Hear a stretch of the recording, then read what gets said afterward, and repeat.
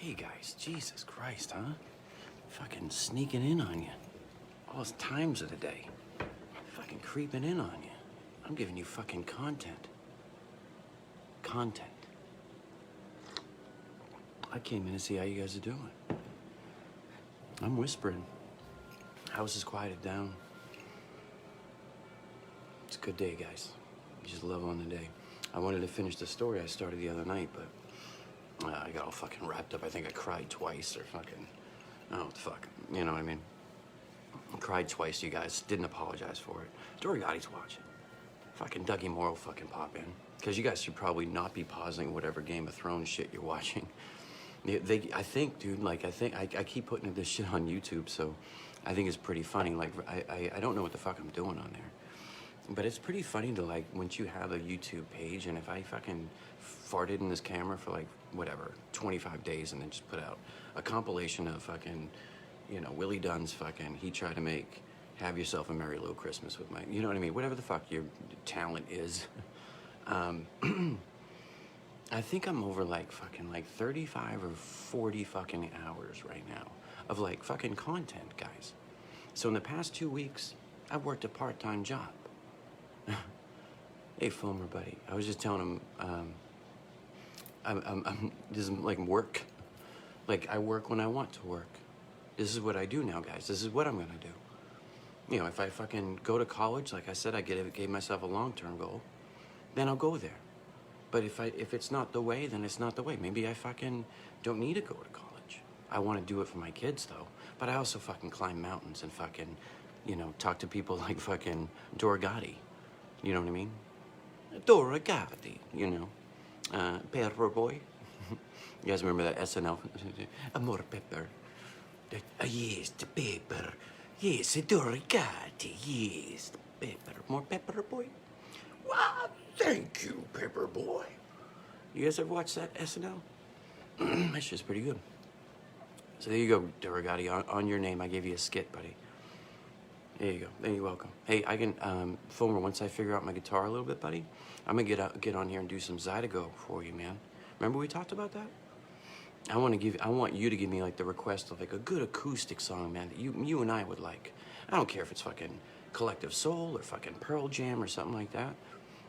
Dave Matthews would be a little bit hard, but, like, you give me the request. I'll work it out over the week.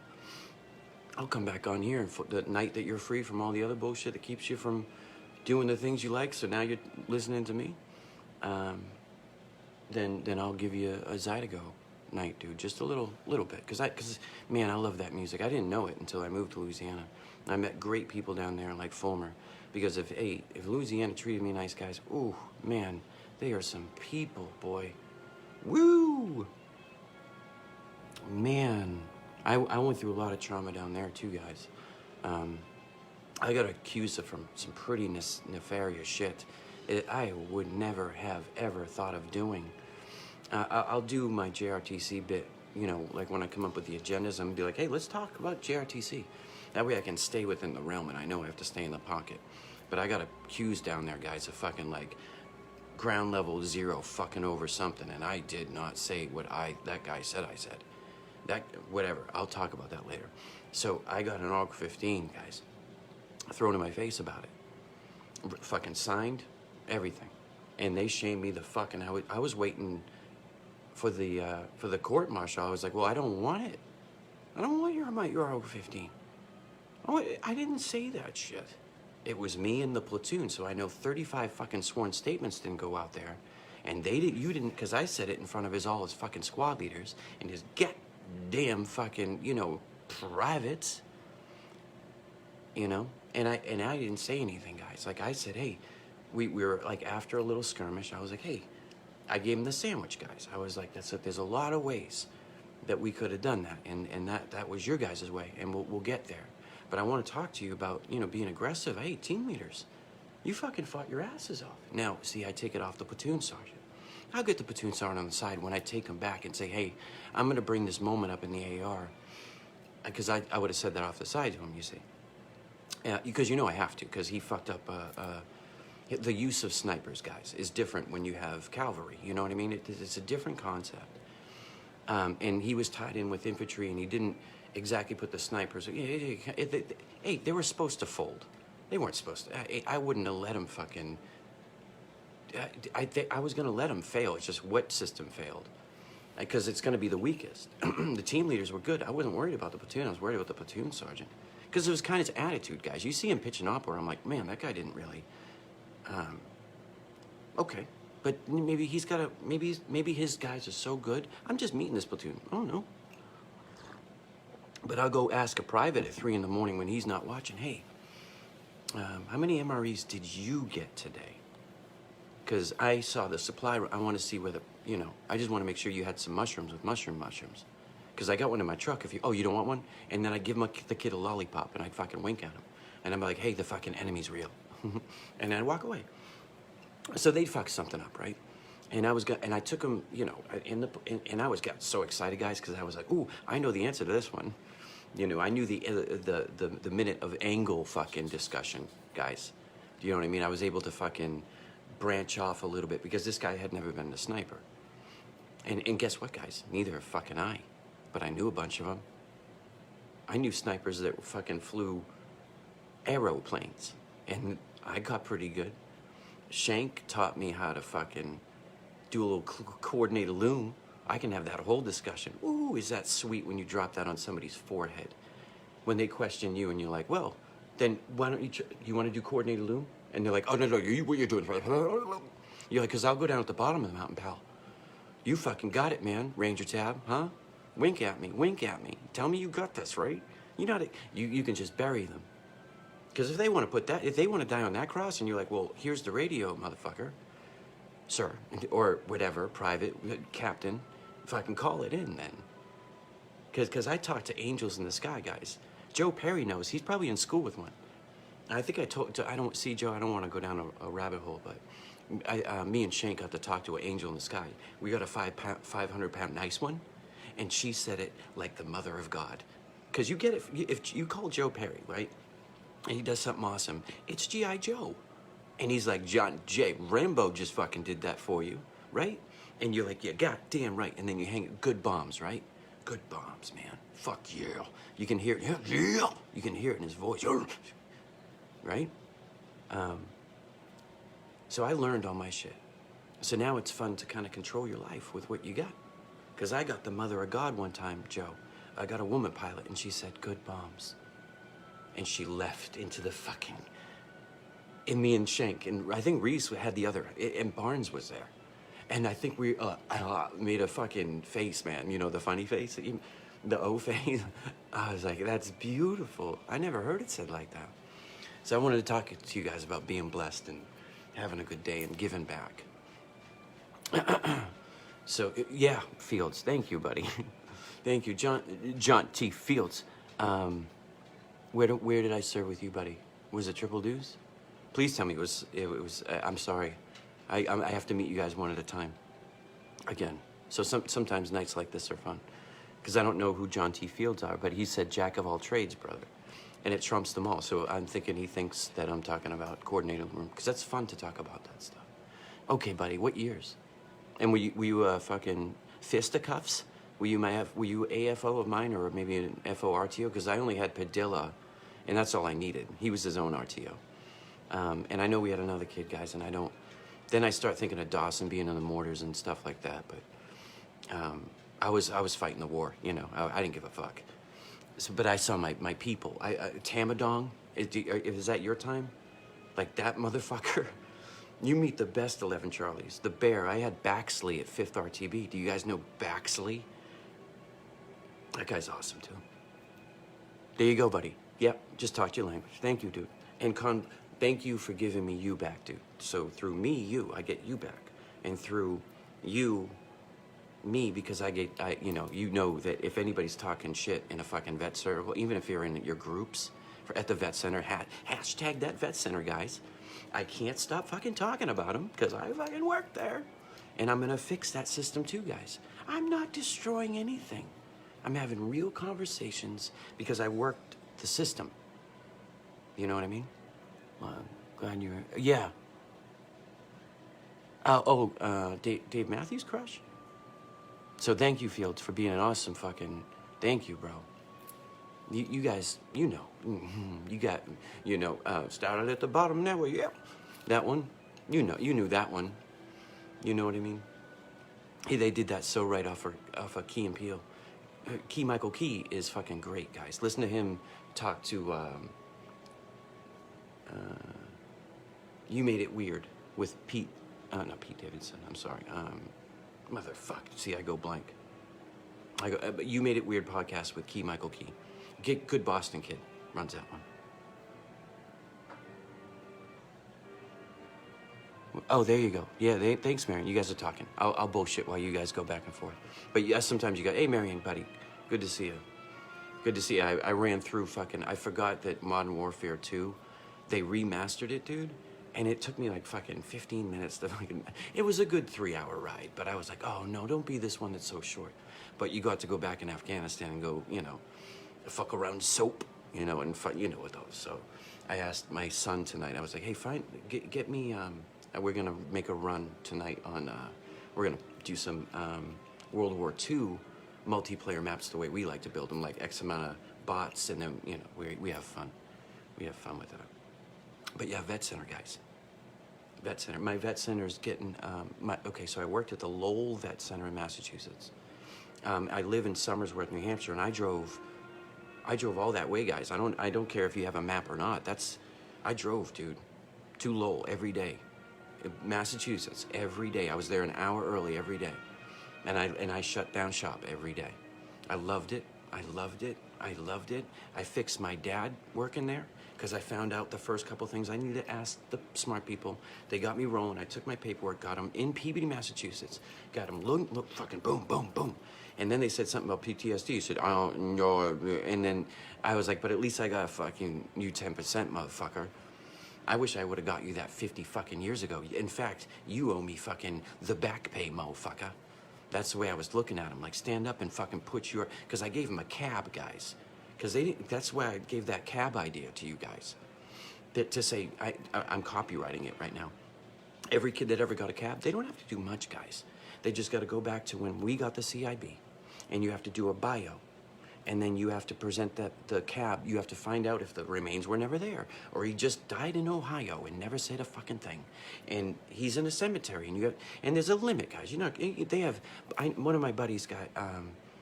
Zachary Plant, awesome Boston kid that I was at 5th RTB. And he gave me the forgiveness of friendship a couple months ago. And it rose my heart up. Because I give out fucking Medusa head, guys. That's what this is. I tell you all my shit. So I'm nice and clean, guy. I'm always working at it because I'm always grinding. So if you guys know everything about me, you help me teach myself about me. Because I didn't know who I was talking to Joe Perry. I was just some fucking maniac. Who had kids and fucking loved life, but was struggling with love. So the vet centers, guys. So they're remodeling it because I jumped on, I volunteered to take minutes. I didn't know anything about construction or fucking... levels to ceiling and what you need fucking to have clearance of pipes. But I was really friendly with the building manager that the Lowell Vet Center was in. I waved to him every once in a while.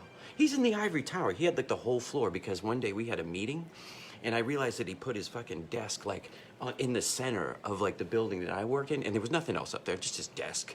And like he could see out to, I was like, whoo, that's whoo, how do you, whoo. He made it up there and built himself fucking all of it, Kevin. You know what I mean? He got all of it. So, and he was a great guy. Because one day, guys, the flag was just a little tattered up there. And I said, hey, man, I hate to bother you, man. I want to make the right phone call, but I know you own this place. I'm like, I can't get it. I looked at it. I can't go up there and fix it because the metal's, one of the fucking things broke, guys. So it was just flapping too much, and it was making the pole bang every time. You know what I mean? Yes, please bring attention onto it, but it's supposed to crack sometimes. It fucking bangs against that pole in times of trouble, doesn't it? But you're supposed to hear that thing whap and snip, aren't you? And then you get a little ting-a-tingy ting. You guys know what I'm talking. It's taut. But when the storms are coming, or bang, and it's fucking whapping. Well, it wasn't I just asked the guy, and he did it the next day, guys. And now I did that week 1. So I wasn't good with the guy. Because he came by one day, he's like, everything good down here? I was like, you run a great building. Because the cleaning ladies were great. Guys, my sisters are does cleaning. My mom did cleaning her whole life. Those are the salt of the earth people. Who do you think looks at your trash, Perry? You know, Fields, you know what I mean? When you start really thinking about it. You know, I didn't fucking teach you that. What fucking John Hughes movie taught you that, guys? I don't have to fucking tell you the answer. Because Molly Ringwald was in it, and the janitor was in it, and he asked the fucking awesome-ass principal. You know what I mean? Bender. You know what I mean? What? You know? So those movies taught us, guys. In the 80s, we had great John Hughes movies to question authority the way it stands. We had Pink Floyd telling us fucking leave those kids alone. We had messages the whole time. Guys, I didn't hear one message. I just knew that fucking David Gilmour is not of this planet because I did my research. I watch Pompeii. I told Z Kern, I think I told my Ranger buddy, dude, one day when you're nice and clear of the Army and the clouds are thick, and me and you're gonna watch it all together, bro. Because I never got to do that with him. I never got to watch that 7-hour epic fucking solo. You know what I mean? Like Tim Reynolds, when he plays with Dave Matthews, I'm like, I gotta say he's not human. Right? I kept posting songs of it, guys, months ago for you.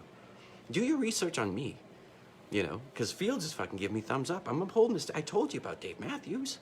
I told you he can heal your soul. I said, didn't you see when he turned 50? And I said, well, how about you listen to Dave Matthews, Joe Perry, you know, or Sarah Telly, or anybody that's struggling out there. He said, well, when I reached 50, I just didn't give more of a fuck. And that's fine if you do, I just don't. And he just explains it beautifully. I only watched it once, and I was like, I'll never watch it again because I know what the fuck he's saying. I hit it at 42, Dave Matthews. And the world cracked out of my back. You know, some people don't need fucking spiritual guidance, guys. I was raised Catholic. I knew who God was. I saw him on Yona. I saw him next to Joe Perry's face. But I couldn't pray to him that much because I took the burden of the world. And I didn't think I was ever going to be forgiven for it because I asked for it. I volunteered for it, right? So I couldn't feel the ribbons that came my way. Or I didn't see the opportunities to do a lot of the fucking dangerous shit. And I'm talking on my soul, guys. Like, I could have drank from the cup. You know what the golden cup is? I could drop a name right now, Joe Perry. I could drop a name. I'm not even going to say the word NCO, and you'd be like, drank from the cup. Why do you think they taught us about the cup, right? The Holy Grail. The Holy Grail is in my hand right now. You don't have to, it's probably buried somewhere. I don't fucking know. I wasn't there. I'm hearing it's a good story of hope, though. You know, Noah got on an ark. Guys, sometimes you don't need the scripture. You just need to understand, because I'll give you the hint. Some people are in trouble, right? The world's going to end. I'm giving you a short Bible story. Holy shit. The armies are coming, and like literally, like this horde is coming through, like, and is going to burn them and you know, do awful things to their children, like rape them. Because it's pillaging. It's fucking crazy out there. They don't have Facebook. They have hay. And hay. There's a lot of Mother of the Earth shit, meaning like dinosaurs were around a little bit ago. So what else? Tar babies. They taught us to say bad words, and dude, all these bad things happened in our history. There's blood in the water. I could say words like that, and nobody here can ever take that word out of my mouth, because I'm talking about people figuring it out on the Bible. Because goddamn it, when Mr. Hunt prays for me, do you know what emoji he says? He gives me the prayer, and that makes me think about black and white. Because you know what, guys, I didn't know how to send him my emoji prayer. Because he didn't teach me that yet. He didn't say, young buck, if you don't give me your color hands, how can we ever shake? Right? Hey, I was just talking about Mr. Hunt and shaking hands on our level, like a high level, like Joe Perry, you know, Taylor level shit. You know what I mean? How can we use racism against anybody if we don't go back to the Bible? So everybody's searching for this. Oh, I was telling you a quick story about the Bible. And I'll give you 2 stories in the Bible. So everything's going to shit. They're in a barn. The real army's coming. The army of darkness is coming, guys. So watch Evil Dead, not Army of Darkness. The others, that's bizarro shit the first time. But then they add comedy now. We can talk horror movies later. They're really coming with real knives and bow and arrows, and they'll put your head on a stake, because that happened after this. You know what I mean? So damage, everywhere damage. And one person said, how can we ever fucking survive this? It's 1,000,000 of them against me and you, and they're looking for me and you. And they're right on the other side of that haystack, pal. How are you even standing here? And the lesson of the day, guys, as the cross is over my heart, is he turned around, or she, and I don't remember it, guys, but I know the message said, I have chariots of fire behind my eyes because I have God. And if God's going to kill me here, this is his will. But I'm not going to be scared of a knife if I got the power of God behind me. So in my life, guys, I was so dumb as a kid that when I got my first communion, my confirmation, I did it all, guys. I prayed. I went to confession. It's not like I'm that dumb. I was in a Catholicism, guys. It says it on my dog tag still. I'm a Catholic. I was raised it. Becky went to Catholic school. How many fucking wandering hands do you think in the 1980s happened? And I'm putting that right back on God. You know what I mean? Because we gotta have discussions too. You're giving us a sign that the system's not right because they're touching kids, motherfuckers. Right? I'm not shitting on anybody because I didn't talk about the Jews. You know what I mean? Jeez, Jews or Gentile, I don't know, but I know fucking if I listen to David Cross and I had issue with a point of view, maybe he makes fun of me for a little bit and I take it. Because I was laughing, I just didn't know why. And I didn't say David Cross is the answer for you. I said Artie Lang stepped up in my life. So they taught me about comedy and blue collar and what power and struggle, because Howard had a fucking thing and Sirius came in, guys, and he did clean up his act over the years. Do you know, want to know why? Because there's a new way of comedy. It's not, you can't have a joke in 1980 and it be raw and then go back. He evolved, guys. He's showing us the way. It's not to say you can't go back and giggle at that old shit. You know what Howard did? Howard 100 and Howard 101. He gave you the old tapes. He didn't take one fucking word out of Jackie's mouth or his mouth or anything. When he shit all over fucking every celebrity and then walked their fucking respectful asses back in to mend in front of us, to call King of All Blacks in there. Because guess what, guys? In 1994, I was listening to Howard Stern because Boston gave me nice. They had it in the morning for my parents to fucking learn something and giggle about boobs. You know, and talk about fucking real shit like racism and growing up in the Bronx. And what's that like for Howard? How is it like for a very, very religious Jewish kid to grow up with trauma, black trauma, all around him? That trauma is past. He learned how to talk. How do you think he got jobs, guys? Because I got 7 people listening to me right now. If I willed it, guys, I bet you tonight I could will you guys to get me 100. I bet you I could, because last night I cried for you guys. And Arian would jump off and start mashing buttons. I bet you I could get 100 tonight, couldn't I, guys? And I bet you if I can get 100, I could get fucking... I could top out at, let's just say 100 tonight, because I got 7, and I didn't think 1 would pick up tonight, because I was going to talk to you anyway, because Colin Berg's listening to me right now in a squad car in Philly, Whiz-Wits, I don't know. I want him to feed me one, so I know, and I don't want the pickle on it, I just want the cheese, and I want the Whiz-Wits, because the Philadelphia Flyers, guys, were fucking beating everybody up in the 70s. I don't know if you guys know that. And Boston is one hell of a fucking tough team. So you fucking love it. Bill Burr went into Philly. I'm done talking to you guys. I can build myself back up. So yeah, when a very calm person looks at a frantic person saying they're gonna eat our children, they really, really will, because they're like pirates and devils, and they really will rape and pillage our people. And they stood there and they said, well, if they have all that, but I have God, and I happen to be, hey Frank, what's up? If I happen to be standing there and facing the fucking dragons, then I'll take a sword to the chest, because God's not going to make that hurt. Because the second that sword goes through my face, I won. Because God willed it. So even if that happened to the person next to him, they'd be like, well, if I can give fucking Talbert a live radio like I gave her today, and we'll talk about that later. I'm gonna send you that. We'll talk about that later. If I hand you a live wire and you're willing to take it and I make sure you're safe to take it, I'm gonna hand Taylor, fucking tough as fuck Talbert, the radio. I did it today, guys. I'm one person, I got 10. I know Frank Morales knows a lot of goddamn people around fucking Fort Drum. If I willed it tonight, but it ain't tonight for me. I'm talking about the power of belief and the power of talking about when you get this in your life, and we all searching for the answer. And if we read the book, we found that people like and because Indiana Jones taught us that, huh?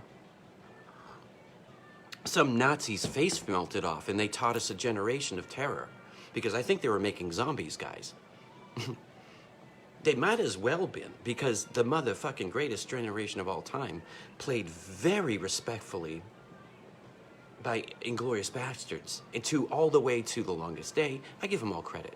I was whispering to you guys in Drive Time Radio about We Were Soldiers, because I met them when we were doing the Striker mission in Triple Deuce in 2003. That was based off their ideas, guys. They took it from the sky and they put it on the ground, and we were testing it. And Colonel Steele got us there because he said, if I can put Triple Deuce around these motherfucking things, 9 of you, because when I put this on YouTube, I know this doesn't go, 10 of you, I bet you that if Colonel Steele could will me to be my saw gunner, to be the best I could be, because I'd never let that man down, because you're going to need that 10th Mountain on the fucking 10th Mountain showed up.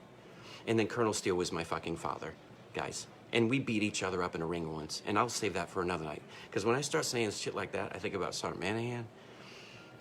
I think about Sergeant Engelblanket, a proud American Indian teaching me respect, guys, about his heritage. Yeah? Like Conrad Begay. Francisco Morales, yes. Conrad Begay, because Francisco Morales lives in that club.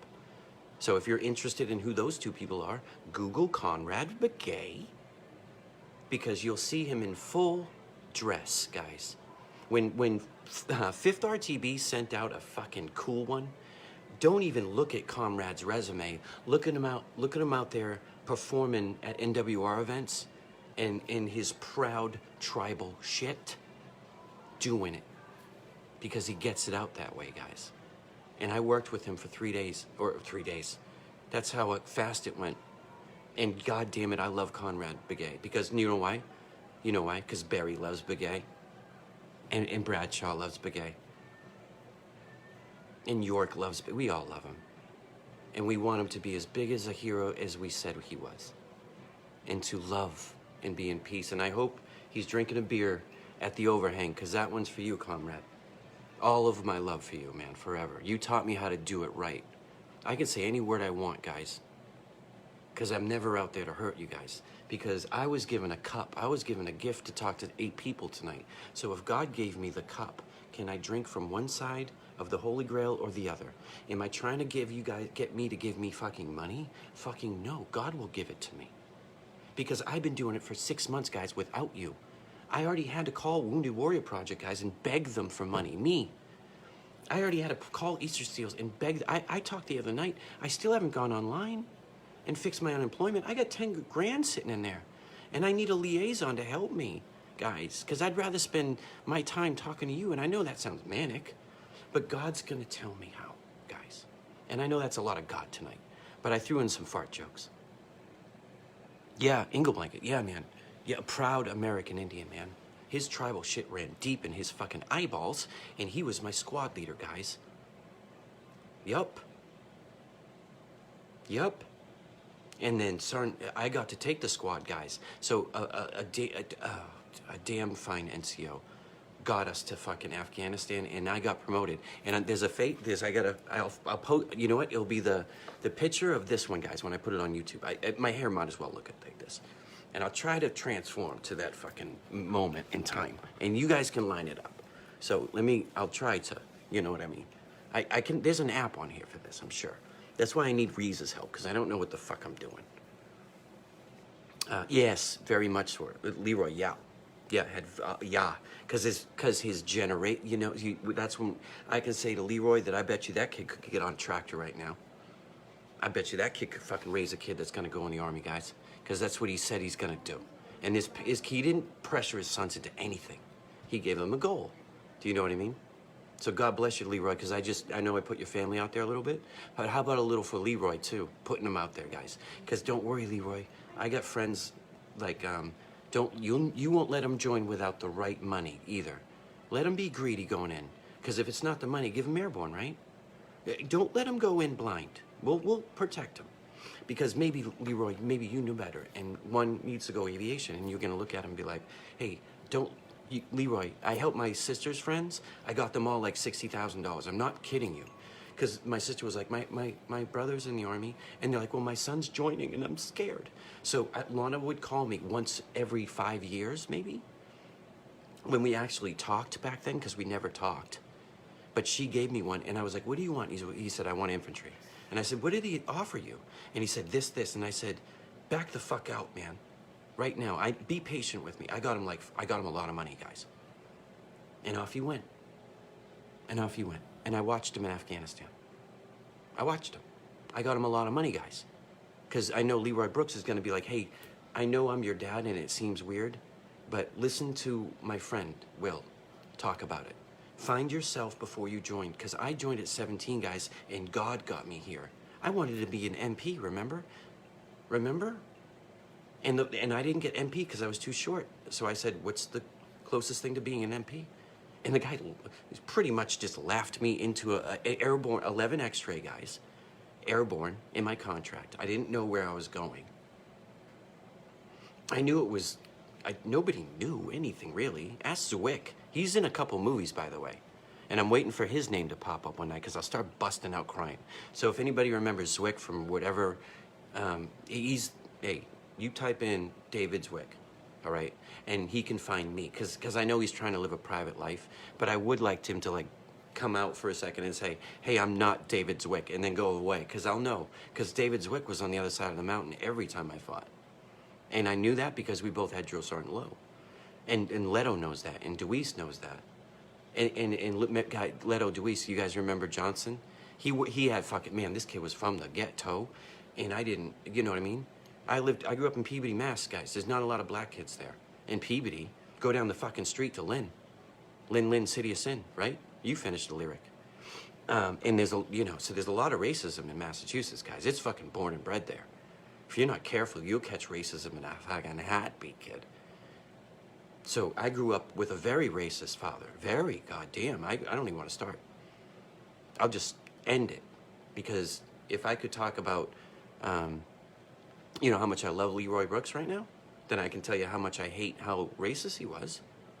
Because he was teaching me the wrong way, and I never listened to him. Because he's not my father. He's a thing. He's a monster.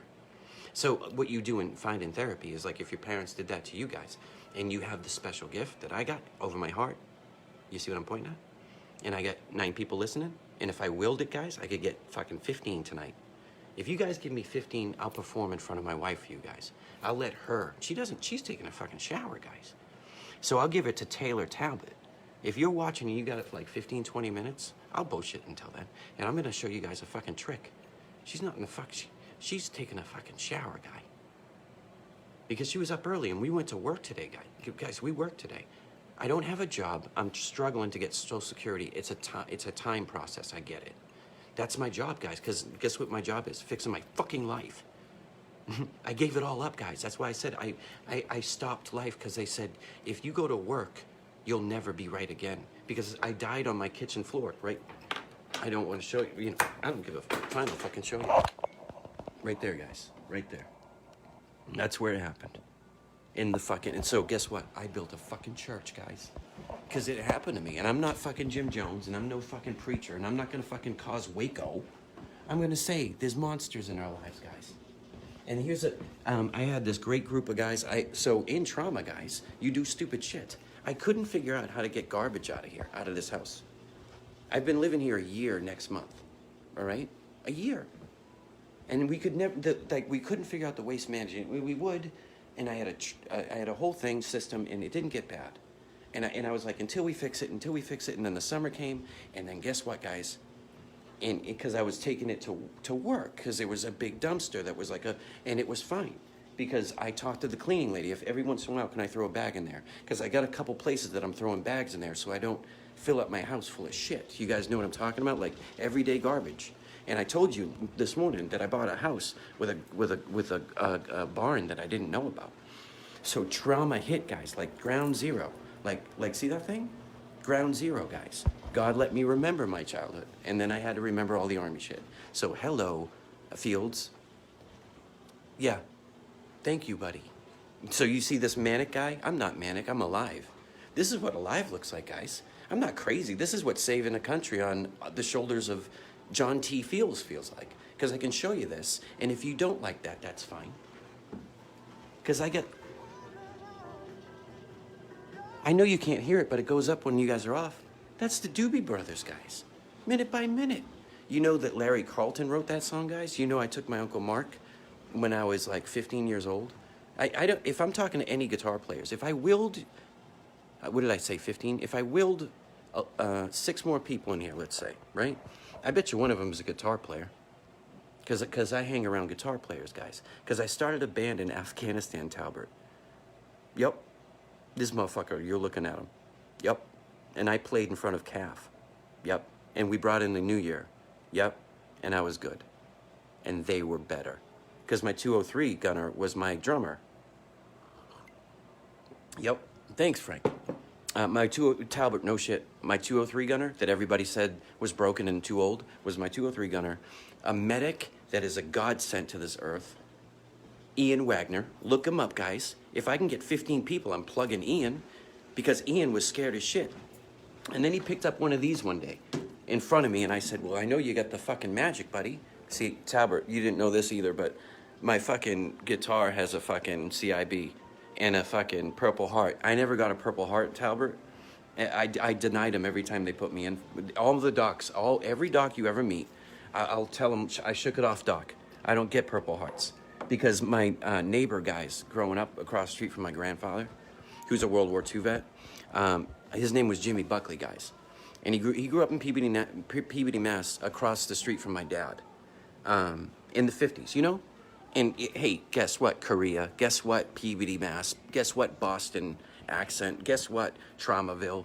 You know, we're still feeling a Tea Party in Boston, guys. Just because you fucking heard about it, didn't you know that, you know, when Plymouth Rock fell on somebody, it fell on fucking Peabody, Mass. I can tell you that much. Do some fucking history books. I'm telling you, Stephen King wrote about it in the fucking sewer was fucking ground zero in my house. Congratulations. There's more truth for you. But, I don't know. To get back to John T. Fields, man, it took you 2 years, and you see exactly what I'm doing. I'm owning my shit. All of it. You can ask me anything. My wife's going to come in here, and I'm going to put on a show, Taylor. So when she comes back in, you think of a character. You can ask her what's the most embarrassing thing. We'll go a little back and forth, because I don't know when the fuck she's going to come in here. You know what I mean? So, you know, that'll be fun. Hey, I talked to Kirst, and he sounded so good. I talked to Kirst today, guys, and that makes me feel great. I don't know if he watches me, Taylor. You know? I don't know if he's seen the show. I know he knows the show. But one day, guys, I was teaching tactics one time in band camp. And I had a bunch of great NCOs, and I ran that shit. You look beautiful. I'll let you settle back in. Yeah. Oh, yeah. Oh, dude, you guys see my fucking Patriot shirt I got today, guys? What was it, 12 bucks? I don't know. You just buy it. I just bought it because I bought this today, guys, too. You got to work on this one, guys. See, do you guys know a chemical you can put on this that, type it, Adia. Type it. Because you got to fucking wear that hat, dude. But I know, see this one? See this one? Who's that? See that one, Frank? Dan Vaccaro gave me, I posted a picture of me re-enlisting in Afghanistan on Kandahar Airfield, guys. Paul Falzerano, Paul's right here behind me. And Danny Vaccaro is always in my heart, guys, because he's not with us anymore. And if you knew anything about the Army and you knew Danny Vaccaro, I'm telling you, I lived in an apartment with him. I helped him in Afghanistan get over something pretty deep. And we were squad leaders together, and I loved me some Danny Vaccaro.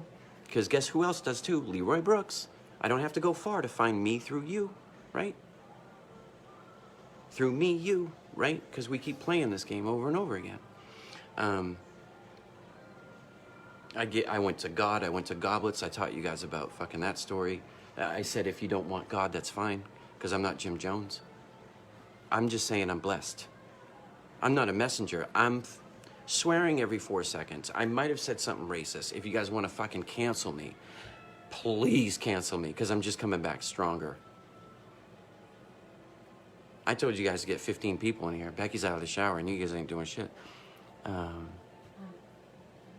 Thank you. It's funny because I want him to, I want to see Kurt. You know, the show, not the crying. Jesus Christ, Kurt has done enough crying for all of us. Do you want to say hi, baby? Not tonight. Okay, not tonight, she says. She's shy. So I made a bet to get myself out of here, offline, so I can pay attention to you. Because I committed when you went in the shower. Yeah, but if you're in the middle of a story or whatever. Oh, I wish, Go right ahead. Please. I'm on so many stories right now. Yeah, I know. Thank you. I got to come up with a nickname. What's your nickname? Because I already got Brother Curse. That's how I put his name in my phone today. And I label you guys different things sometimes. Because there's so many Thompsons. There's so many fucking... Now I'm like, oh, fucking... You know what I mean? Remember Michael Scott, like fucking Sugar Boobs? Remember that episode? I do that. Baldy, Mole, you know, that... I'm that. So I put Brother Curse in there because I learned something really sweet about Curse today. He keeps in contact with Mr. Hunt. Just like Mr. Hunt keeps in contact with me. You know what I'm saying? So that made me feel so special. And then Becky went, Mr. Hunt's a saint. Because if he's doing that for you, and that to him specifically, he's a saint. So I love me some Mr. Hunt. Every day you pray on him, because he'll give you what you need, and you didn't know it. Sound disappeared for a second. Maybe God took my sound out, because I can't seem to get 15 fucking viewers. So I said, baby, is the sound still there? I'll let that somebody say, because I think it's on a 10-second delay in case I say fucking blessed too many times, you know. Vet Center, guys. I was sorry. I'll end on that. I'll end on this beautiful moment, and then there you go. Thank you. When she comes back in, Taylor. So, Taylor, tell me what your nickname will be, and I'll write it down. Because cognitive skill, guys. You guys learned that in TBI treatment. You guys know that? Because I had him break down my whole fucking brain, guys. It was the most beautiful thing I've ever seen. I got a 9-page fucking report on how my brain works. And it wasn't to somebody I fucking knew. You know what I mean? So they met this guy that day. And I was like, how am I doing? Because I'm going to be the most me ever right now. So you can tell me if everything's okay. Because I'm a different person. I woke up. I'm woke. Hello. I'm woke. Yeah, I know, Taylor, and I was going to come fix that. Do you see what I'm saying? Do you see how I'm going to fix that for Mr. Hunt? Just by validating him. I'm not going to give him $1 million unless Mr. Hunt needs $1 million. But $1 million is every day to me for Mr. Hunt. Because, guys, I had to ask for so much help that okay, I got it, guys. I'm back in the zone. I need that, Taylor Talbot said those things are called transitions, the quick cuts. Mm-hmm. You can't keep up with me. Quick cut. This was a quick cut. I said, if I can get 15, I'm down to 6. If I can get 15 in here, mm-hmm. then I wanted Taylor because she's a Taylor. She's not cousin Taylor. Mm-hmm. Meet Taylor, my cousin's the good witch. Reach out to her and friend her and just start yammering. Taylor, I'm giving you a Taylor here. And she's called the good witch. And she said, you can tell her that this fucking crazy ass guy that is trying to ask you, the 7 people in here, what chemical do I have to put on this that softens it? Because that's a fucking Dunder Mifflin hat, guys. Frank, you see this? So I re-enlisted in Kandahar, Frank. This is the exact same hat that Dan Vaccaro gave me that day. And I wore it by the fire pits with McClure, like this. Because it's triple deuce, motherfucker. Yep, and the bear let me. Because I re-enlisted for 287, Frank, under fucking Kandahar sky, with the GOAT from West Point, Lieutenant Abraham, Paul Falzerano from England, who is a fucking saint, and he sits behind me every day.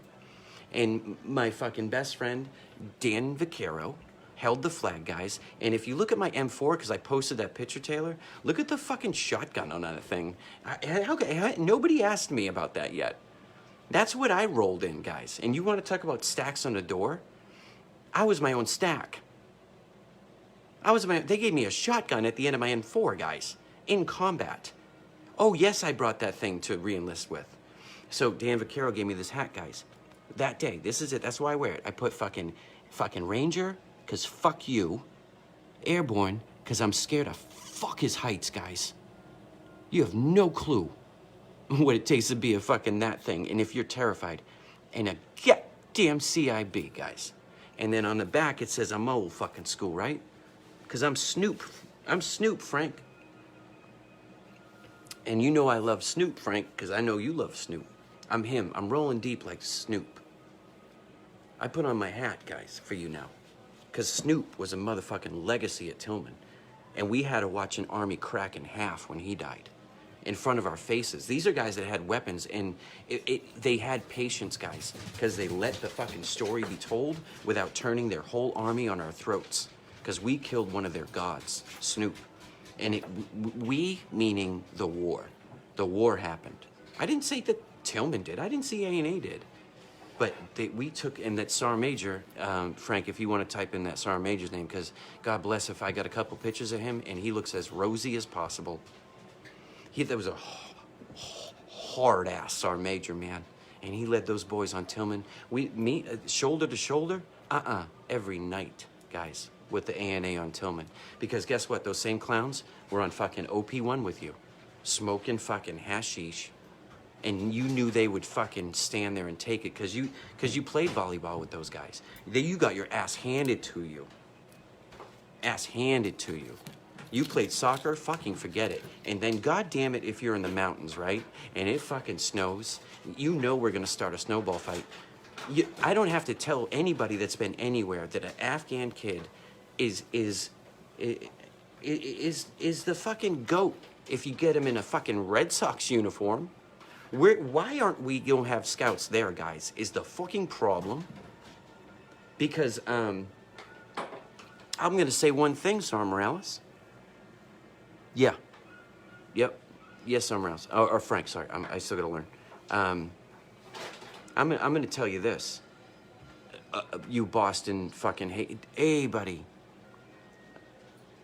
You just heading out, whatever you do, man, this weekend, I asked you something go bet you'll see in Operation fucking Overwatch. I want to get all three of our faces on it. I want to see if I can do it with my technology, what I have, so that I could do it, because I want to see your guys' faces. You know what I mean, for once. Because if I can do it with you guys, then if it's still COVID and I get really good at this stuff, then I can take a softball one, and I'll have, like, Arrington, or no, I'll have Talbot tell you the story when I cried. I'll bring up her and Curse, and then you'll see a man cry in front of them, and why I cried, and why it's okay to, and through me, you.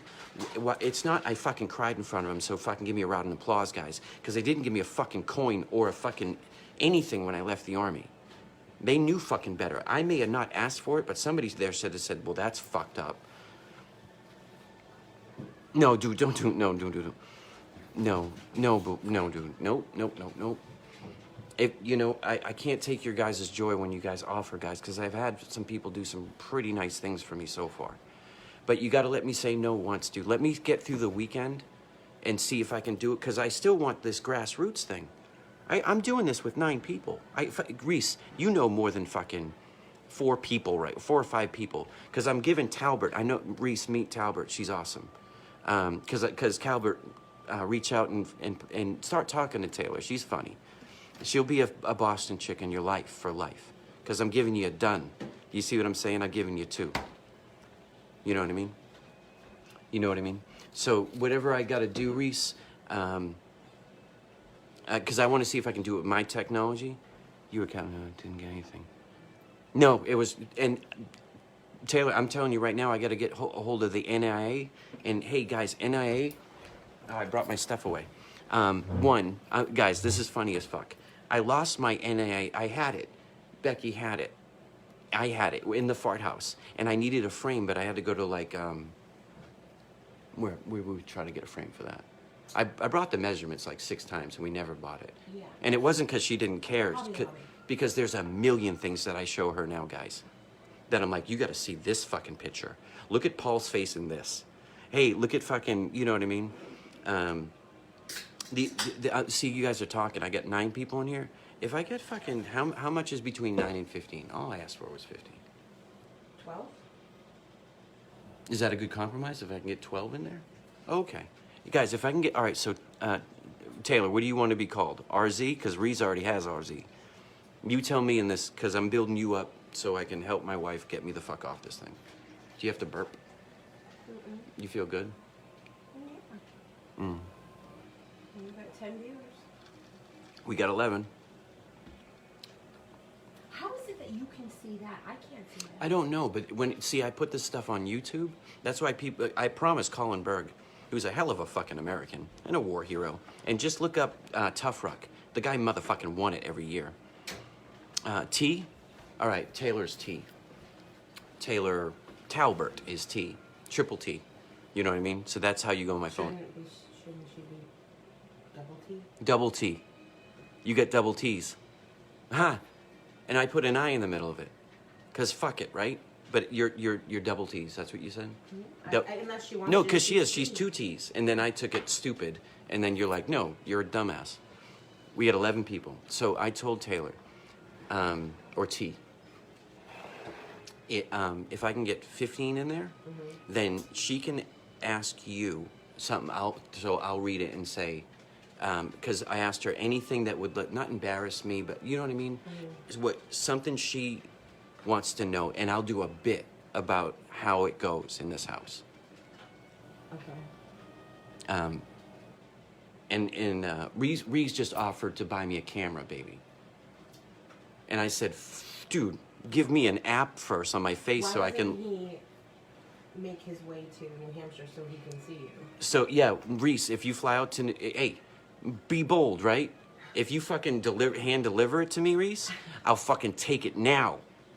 You're a busy fucking man. You got a whole squad to raise. And I am not, don't do no shit. I don't know what your fucking zeros look like in the bank. Mine's fucking 0.0. Artie Lang. So I don't know how many zeros you got behind your name, because I know you're fucking rocking it. But don't come here with your kids, dude, because COVID, right? We'll get them together when I marry Becky, because your whole tribe's coming out to my backyard. And I'm marrying her in the pinks, buddy, with the fucking ranger tab and the fucking first sergeant guy. And you guys are going to be out there. So if you got to, if you're fucking like, not the color of money. Excuse me, think, buddy. What's the name of it? I'm blanking, so I'm not going to make that joke. Liquid Money was the joke. Whatever, not the firm. I got so many movies in my head sometimes. It wasn't the color of money for sure, because that's a whole other run. I can do the impressions of that. Color of Money. Mm-hmm. You can do a lot of impressions. I know. Did you know that? Taylor. T. I can do a lot of impressions, and Becky knew that the whole time since we were kids. And I never knew I could do them. I would just do them in a story. I would become the person, I'm looking at my dad and he's like, fuck you. And you know what I mean? Just I can do the character. Yeah, fuck. You know what I mean? Just the words. I can make little words with Paul like, And then if Paul will ever listen to my shit, Paul, I have like 20 of them, man. Fill your day with my head. So, Taylor, if you can ask something, not just, this guy, and ask my wife, like, how do you deal with it? Or fucking, what the fuck? And I'll tell you how it goes. So, I didn't get 12, I only got 12. And if you're flying out here, dude, with a fucking camera next week, welcome to the fart house, dude. Well, that was a mid. 12 was your mid between 15 and 9. Oh, so did I make it now? So you made it. So okay. She can ask the question. Whatever she wants. See, you can ask anything to Becky. I'll answer it to 12 people. Because I brought it up from 6. And I said 15. But I'll take 12. Because that's Tom Brady. You see what I'm saying? Frank, I'm saying the word Tom Brady because he did it down in Florida, too. Because he brought Gronk with him. Because, guys, one time Gronk did the fucking thing in the end zone and then spiked the night. And then Becky almost bought me. Right now, I will buy that fucking sweater. I want it a little bit bigger and better. For Christmas. For Christmas. The Gronk, yeah, dude, one day I turned on the TV because Becky and I spent years away from each other repairing our lives, guys. It didn't work out perfect when we tried this again. Because I went on my life and she went on to hers. And then we met again 17 years later. Yeah, I got 13. Thanks, Leroy. 13 was my number in hockey. I played for Peabody Veterans Memorial High School. Because you know what I will do?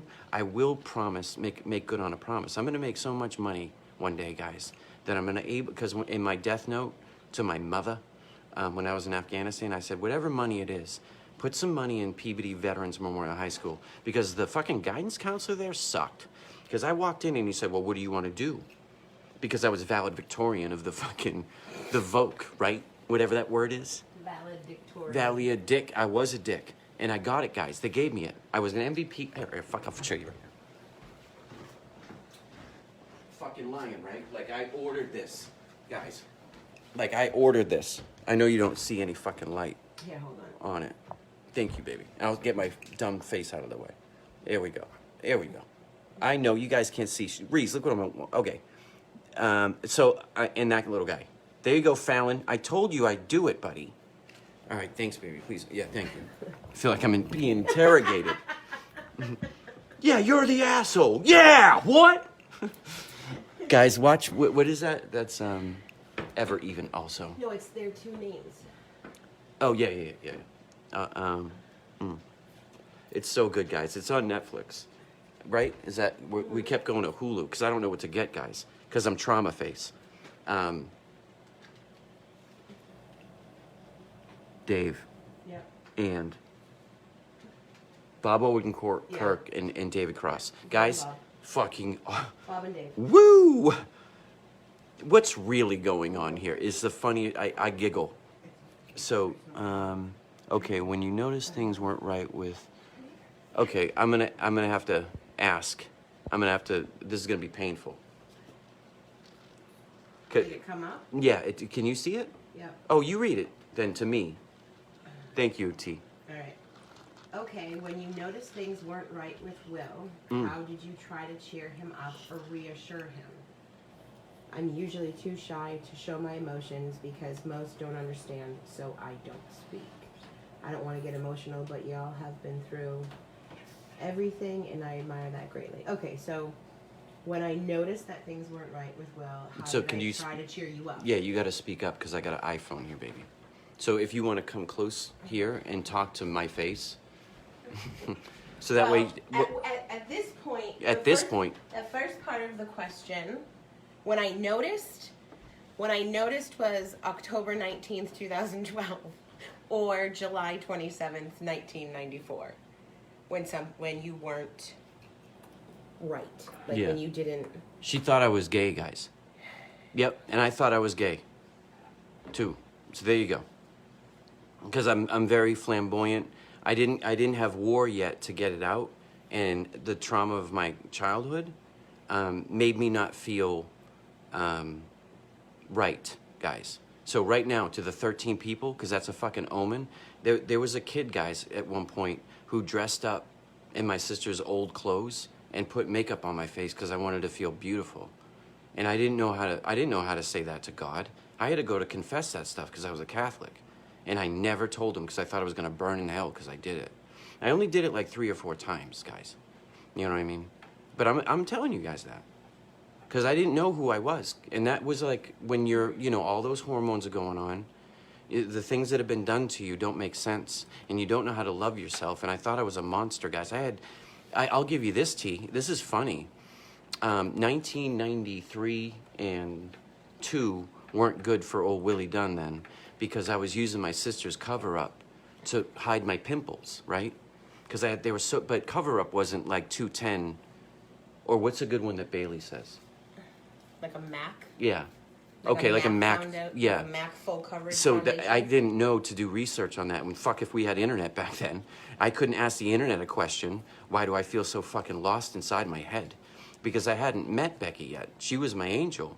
I see. At that time, I was also friends with her brother, and I didn't know who she was. T. I just knew that if Chris Desmond was a fucking beautiful angel to me, because he showed me his drawings, and we talked about Led Zeppelin for hours, and he smoked pot. And I did too, Army, with Chris Desmond, her brother, when I was like 13. Because fuck you, right? Because he was teaching me about Pink Floyd. Because my brother-in-law, is not my brother-in-law, who's my brother, used to talk to me about all this, Steely Dan, Little Feat, F, E, A, T. Let's give it up for Little Feat, guys. Stuff like that. I was a lost kid, T. And I joined, and I didn't know how to skate, and then I did so well, T, that it says PBD High, PBD. I never read this out loud. PBD High Hockey, 1993 JV MVP, 94 Willie Dunn. And it was made to give. Hey, smash that like button if you like. I'll let my producer. Probably not in And business so just say the anymore. name, like you would from Boston Kid. You got to go down to Bob's. Bob's Monogram Shop. Yeah, Bob's Monogram Shop, T. So she's right. When I came out of the blue because I was already given her brother, because her brother was in the relationship with my cousin, Amy Dunn, when we were growing up. So I knew Chris Desmond because he dated my cousin. Way before I met Becky. But see, me and Becky went to CCD together, and we didn't know. If you know what CCD is, what is that, Catholic girl? It's when you go to a public school. What does it stand Catholic. for? We're so bad Catholics now. I don't know. Catholic. CC whatever, something. after school special. Dude. Don't touch kids, but kids are being touched, right? Yeah. Whatever CCD is, you gotta go to get your first communion, right? You hit 15 and everybody's giving you fucking love. Oh, okay. That's so awesome. Thanks, guys, because I'm still talking to T. So she met that kid. So I didn't have good cover up, guys, because I was trying to hide the pimples. I was begging my mother, because Proactive at the time was like fucking $200. like $200, guys. You don't get that shit in the Dunn household. So I was already stealing my sister's makeup, trying to cover it. Because it hurt me. Because when you have trauma and you think you're a monster, if you get one pimple, Jesus Christ. So I can identify with women, T. Because I have body dysmorphia. And I thought that I was an ugly monster. And Becky used to rub my face. She's the only person that I could stand to let rub my face when I could trust her anytime. Like, she could always grab my face and never hurt me. Because when you have pimples and you get punched in school in the face all the time, or punched at home all the time, that hurts worse because it's like all, So I had body dysmorphia. I could never look in mirrors, and I couldn't look in, I didn't know. So I tried being something pretty, guys, because I wanted to be attractive, and I was attracted to women. Of course, I just didn't know what kind I was because, guys, like, what was her name? Cindy Crawford. Mm-hmm. I had that poster up, guys, for like fucking 10 minutes, or 2 years, and I didn't look at it. Because it wasn't what was pretty to me. What was beautiful to me was what go on Becky's page. Because there's pictures of us at my high school graduation. And pictures of us with her mom. My cover photos in Chris's bedroom. Your cover photos in Chris's bedroom. That's when we were 16 Oh, yeah, that's us. 17. T. Yeah, that's my fucking hair. And I'm wearing that gay-ass fucking Led Zeppelin shirt. Yeah, well... You said gay in Boston, not to like, gay. You know what I mean? Not to be rude. Yeah, not to be rude, but hey, you're being gay. You know what I mean? Like, just stop it. But so then everybody got upset, and then Boston people don't give a fuck. And then I had to not say that, guys. Although that's where I was born and raised. So I made an adjustment. So if it slipped out once in a while, I'm sorry. I went to EO school, guys, and I just told you that I fucking put, because I had long hair. Look at the picture. I had the same hair when I was doing it, so I didn't want to put it up because it would have exposed my face more. So I blew dry it down, guys. I'm telling you a fucking story here, and it's cool. And Yeah, so I didn't know, this is before I met Becky, so I was confused about my sexuality because I had body dysmorphia, whatever the fuck. Because I didn't know I did. You know, who fucking is gonna, and I didn't have the internet to ask a question. Thank God I didn't. So if you want to see what my vision was, and guess what? In 1999, or go back to the 90s, you know who were my heroes, guys? Natalie. From Facts of Life, okay? That's what you were attracted to. It was what I was attracted to, and Natalie's still Natalie today, and Joe is Joe today, and I was attracted to Joe for a reason too. And I was attracted to Blair too, but they're the things about their personality. Like Joe could fix an engine. My dad's a mechanic. So I can talk shop with her, and she can throw a wrench around and probably say the word bullshit when something happens, because that's blue collar people. And Blair was owning a room kind of elegantly with charm, and will run you through shame because she comes from old money, not new money. And then you had Tootie, right? Because they gave us Tootie on fucking Different Strokes. They already said she's cute as fuck. You know what I mean? Because who's standing next to Tootie in that show? Motherfucking Janet Jackson with that fucking face. And we all collectively fell in love with Punky Brewster. You know, she had a fucking dog, you know? And Henry was so nice. Because those were my heroes, guys. Like Henry, just trying to love on Punky, you know, just Punky, you know. But she's broken. She's a runaway kid. I tried to run away all the time, T, when I was a kid. I couldn't get past the church because my mom knew I wouldn't. So she never came after me. I came running in shame, came back to get the beatings and to get my life. So I joined when I was 17, T, because she's a diabetic. No matter what dream I had, I couldn't afford insulin. And I promised her mom I was gonna take care of her if I married her. Can I please marry your daughter? I asked her when I was 16. I would join the Army when I was 17. She was 15, still in high school. I used to go to her high school. So I was this kid who got an MVP trophy and never fucking said boo about it. Because nobody clapped their hands. I mean, my teammates did, guys. My teammates gave me this, obviously. But the rest of the school, I got a trophy, guys. The rest of the school, PVD Veterans Memorial High School, guys, you know, I told you guys before, I reached out and called my coach recently. And in the way I can with my stupid thumbs. And I said, you're the best goddamn coach I've ever had. Because I brought Mark Leonard to every fucking kid I ever taught. Because guess what? Me and fucking Christopher Fallon bonded over that shit in a helicopter when I volunteered his ass when he wasn't feeling too good to be my recon saw gunner. And I gave him my goddamn fucking guide on it because there's a whole story behind it, but he wasn't feeling well, T. So I couldn't get him out of it. And this is in Tillman, so, you know, a lot of stuff going on all the time. But he was my Fallon, he was Chris. So one time he wasn't doing too good, and Colonel Toner blessed the Rangers that he built to do a recon for this big fuck-off fucking mission we were gonna do, right? So I added Fallon to my roster. I cleared it all the right way. I was bold by saying, hey, sir, if you can ask Colonel Toner if I can bring my saw gunner of choice, then when I go and do this recon with all these fucking fine-ass Rangers, I'd like my little buddy out there with me. And he said, that's great, because you had firepower. Thank you, Sergeant Dunn. So I went and told Sergeant Mo, and he blessed off on it with Lieutenant Case. I told fucking Barnes what I did. I told fucking Reeves what I did. And then I had got the pride, guys, of going, hey, Fallon, 2 days, we get to do that, then we stop in Bagram, and then you can go to the PX. And we get a hot shower. I think that's how the story ended. Either that, they ended the recon short, and we didn't get to go to Bagram. Either way the story ends, guys. We had these things made. The Tomahawk, and we put them on our shit. Because you motherfucking, guess who did that too? The motherfucking Outlaw Platoon. Read the fucking book. I only got 13 people.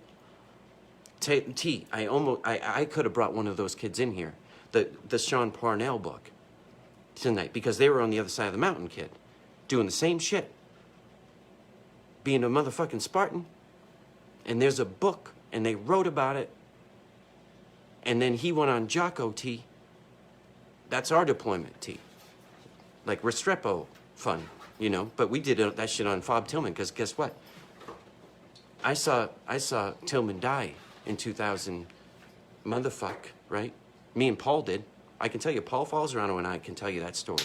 If he ever had the nuts to come on, or the minerals, I'd never put him on this show, but he could sit on offline and call me a twat the whole time, and I don't have any fucking followers, and nobody likes you, because 15 people ain't shit, you know? And he said, but you got your fucking hat on, don't you, mate? And you're living because you're blessed. Mate, M8, mate. M, capital M, the number 8, mate, forever. He's my mate. He taught me that. I didn't come up with that shit. So yeah, T, when I had already gone through that kind of, I think it was the fall or winter, because I felt better about myself in the cold because you can wear more clothes. So that's when I experimented with putting makeup on. Pantyhose, the whole thing, guys. Because I didn't know what I was. I was an animal.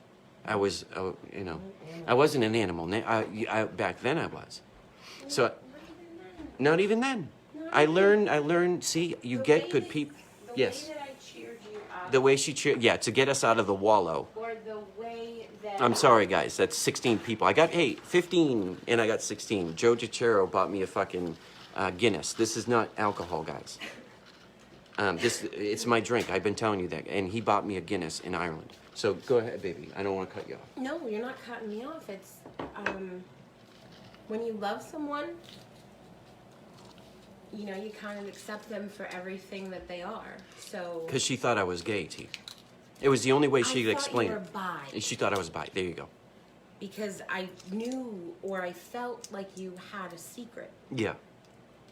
And I tried Everything's based in sex and war, right? Everything's a cuckold or a cuck, isn't it, T? Yeah. Right? Yeah. And see, I'm a cuckold to her. Because There's a cuck and a bull. There's a cuck and a bull. And with your shielder on it is for her. You see, you can put yours on wherever you want to. If you're drinking from the upside down cup that God gave us to choose from, you can either be a cuck and a bull and live in that universe and be so good that you can fucking dip in and out of both. But those people are fucking people that are called grab 'em in the pussy guys. Because a guy willed himself to the White House. And you put a winner in there. I don't care what damage, you know what I mean? We're trying. That guy loved on some veterans. And I had a choice, didn't I? And I knew Benghazi happened, didn't I? And I'll go to the grave with that. And I protected her in Afghanistan, guys. I got an earpiece from the Secret Service one time. Borchers and McHenry can tell you that story. Because they yeah, somebody find Borchers, please. 15 people. I need to talk to this man. I need to talk to his Alfred E. Newman tattoo. Because he's the guy, I'm picking him up like this, guys. Look at my skinny ass fucking arm. Sorry, guys. I should be bigger. But I look svelte, guys. Every angle is different. Like, I was a fat ass teacher the other day when I put on the fucking Batman mask and I was giving Nova a class on my chalkboard in my house. I posted that because it's funny, you know. That's fucking dad. Number one dad, she calls me. So just... Oh, to get back to T. Hey, listen to my wife, because she would know better.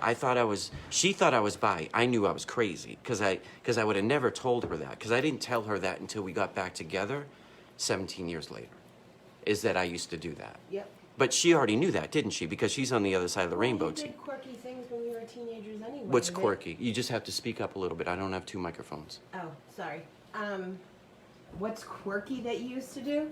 Yeah, what's quirky? Well, okay, So, so T, you can tell her, because she saw me.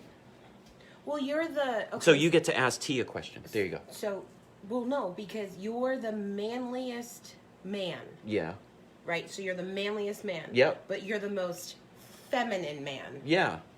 So it was very confusing to me. But And everybody else I met. But yeah. I love that because you took care of yourself. Ladies, if you know what I'm talking about. Yeah, I cared. So I loved you for all of the things that you were, and I was able to accept the wall, knowing that you really did love me. So it was easy to love you. So in your hard times, I couldn't get you out of it. All I could do was love you through it and reassure you that I was here. You had to let me go through my journey. You had to go through your journey. Yeah. I don't know if that helps to understand. Yeah, baby, here, you get the trophy. That was beautiful. I don't... You're the MVP. Thank you. I have a kiss. Thank you. You're beautiful. She's not wearing any socks, guys. So T, to compliment, because I got 13 people. I lost 2 because I said I might have been bi, and she thought I was too. And I didn't know that until 6 months ago, T. So that was the man in front of you. I didn't know. I didn't know anything about my child. Thought it when we got back She when we got married. When we got married, she accepted me for that. Because one day that was going to come out. Either it was an alien was going to come out of my head. God was going to come like in front of her face and go, "There's something weird going on. Just hold on tight." Or, you know, whatever fucking crazy movie like Danny Torrance shit, like in my head with you know fucking, you know what I mean, like red all that. That's why I got to meet Stephen King, because he wrote about me in different ways, because I didn't have father figures and I couldn't figure it out. So when I was 13 I read T, and there's a lot of stuff in the movie obviously that they can't say that Stephen King writes about, but there's a reason why she's a redhead. You know, there's a reason why her dad touched her, and there's a reason why she sought counsel in the loser club. That book is way more powerful than the movie, because it's talking about a little girl that was touched. And that taught us something when we were 13. And I was 13. I read that book when I was 13, the whole fucking thing. And I was in IEP with Down syndrome kids. But I could read that book. Motherfuck, I could. I read The Body. I read anything I could get off of him. The Stand. I read it all when I was 16. Because it was one thing I could understand was good and evil and God and the devil and dark things. But because Stephen King talks about the light and the dark between the world and what that pull is. And I understood that. I just, see, that's why Becky didn't know. So, because in her life, she just loves purely. So she's like, he has a secret and he's feminine acting, but he's the manliest man because he got a MVP trophy in front of me. He did that in front of me. Mm-hmm. And he gets beat up in school all the time. And my brother loves Willie. Everybody loved Willie. It's just I didn't love myself. So I thought I was bi. When, for a little while after trauma woke me up, because I had to put a label on why was I dressing up like that. And I didn't know until you crack the code, you know what I mean? The Da Vinci Code of yourself. And then you figure out why, you know. So yeah, there's my story, guys. There's a secret. So now we'll end it on this. If you want to ask or tell her, not to tell her story, but saw something in me, or I don't know, smash that like button, or you know, because I want you to. What she saw. What she saw was. Did you think I was gay? I didn't know. That's a good question, T, huh? I didn't know who you were. Because you're no fucking JoJo Siwa, are you, T? Right? You weren't waiting for the albums to go down. You know, I don't know what the fuck's going on, and I'm just saying from my foxhole. Maybe she's a brilliant person. Nova loves her, or loved her for a little bit. So we try to get concert tickets one time, and we missed it by a weekend. Shit. All right, so there you go, T. Yeah. Oh, there's a bunch of shit. I hung on the question. Well, what I was gonna say to all of them, they knew you. You knew me. They all knew you in a different way. I didn't know you the way that they knew you. I didn't know First Sergeant Dunn. I was this guy, guys, kind of with you, right? Just a lot more broken. Hey, Menson, I'm glad you came back. Menson bought a big-ass lighter, guys, and during customs shit. And I was like, Menson, for Christ's sakes, dude, you can't take that through customs. Somebody tried to take a fucking AK-47 in the beginning of deployment. Please don't try to take a big lighter. They're already looking in our bags because of that. You know what I mean? You see Menson, wow, is upset. Because one night, Menson can tell you about, Menson, I want you to smash that howdy, buddy. I want you to smash that like button of that night of torture. Just hit once or twice that you know what I'm talking about, that night in the motor pool when I went bonkers but taught you guys a lesson about life. You can answer that whenever you want, because it's a 10-second delay. And then I'll get back to T. And Menson, you can go back and listen to what I said. It's funny stuff. Maybe Menson forgets because it was a long night, buddy. We'll ask Perry or Pareja, or we'll ask one of them. Oh, yeah, you remember that night. Yeah, it was a long one, bro. And we learned a lot about each other that night. Because I didn't get to train up with you guys. I volunteered for that mission. So you got to meet one crazy motherfucker. And I knew I was taking you guys on a ride, and I just didn't want to kill anybody. Because all I cared about was you, but also putting my face in front of Afghanistan and being like, hey, I'm going to fix you motherfuckers too. Because you guys are such a baller-ass fucking culture. If I just teach the kids how to be well, I mean, they taught us that in the 60s, you know.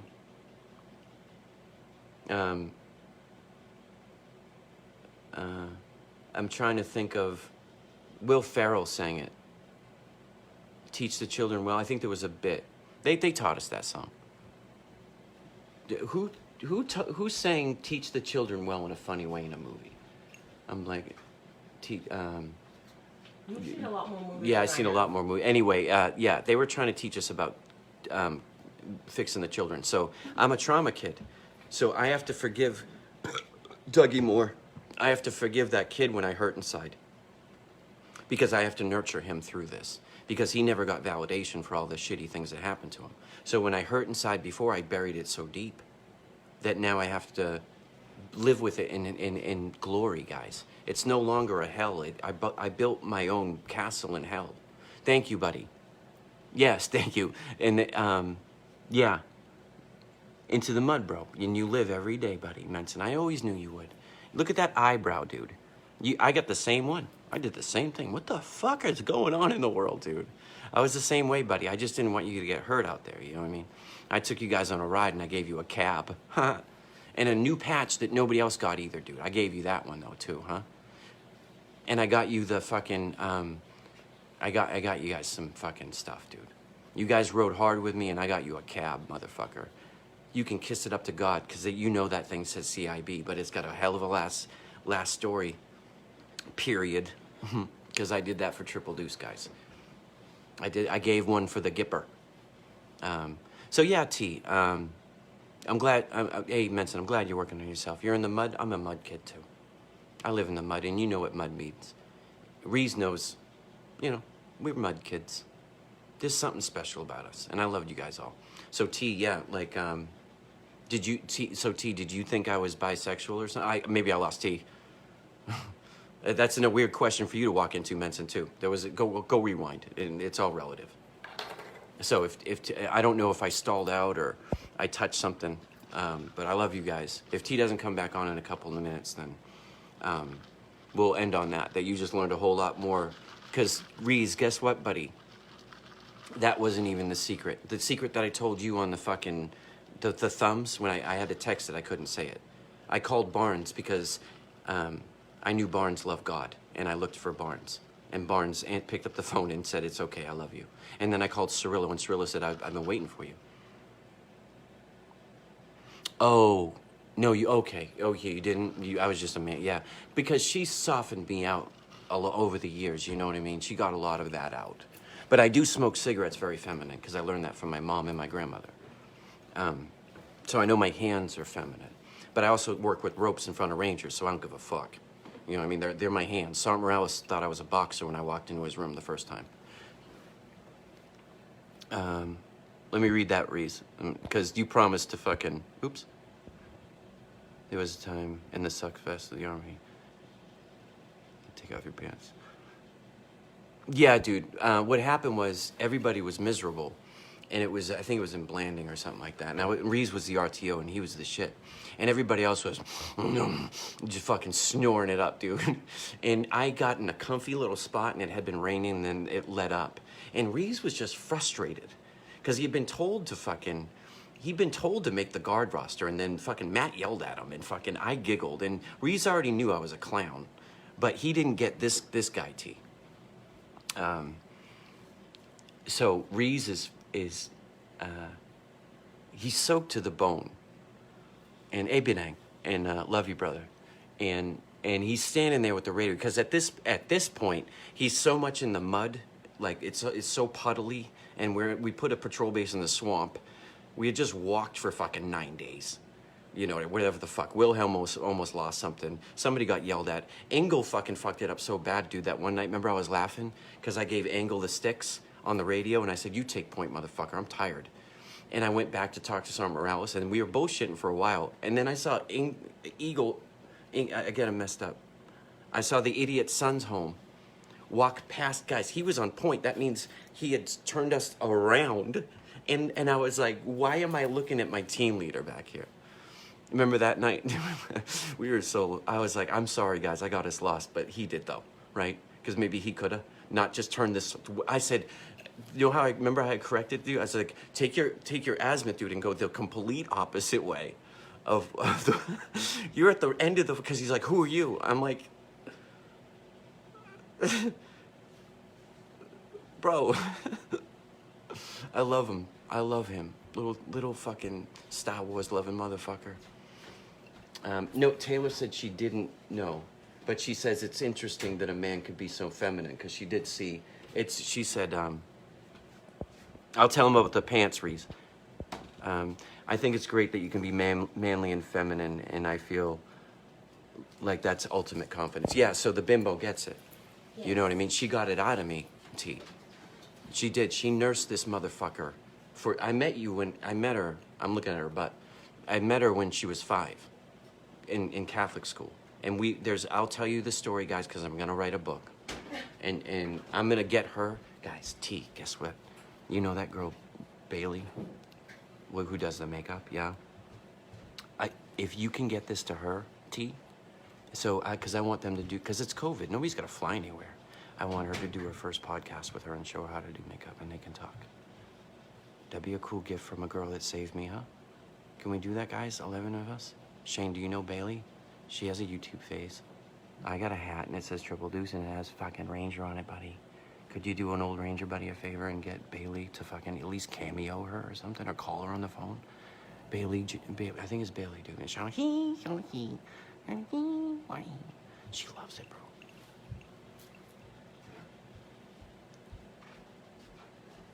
I let my coffee go.